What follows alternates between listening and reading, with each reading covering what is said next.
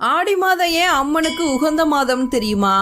ஆடி முதல் மார்கழி வரையிலான 6 மாதமும் தேவர்களுடைய இரவு பொழுது அப்படிங்கறது ஆன்மீக நம்பிக்கை.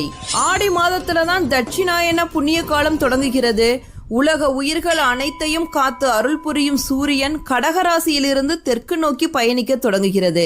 எனவேதான் இதை கற்கடக மாதம் அப்படின்னு சொல்லப்படுது. கடகராசி சந்திரனுக்கு உரியது.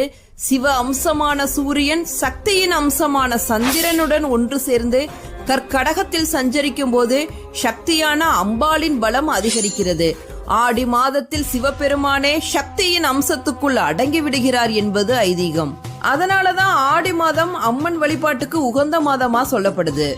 ஆண்டாள் அவதரித்ததும் ஆடிப்பூரத்தன்றுதான். மழைக்குரிய தெய்வமாக மாரியம்மன் திகழ்வதால் மழைக்காலம் ஆரம்பிக்கிறதுக்கு முன்னாடி வரும் ஆடி மாசத்துல அம்மன் கோவில்கள்ல திருவிழாக்கள் கோலாகலமா கொண்டாடப்படுது.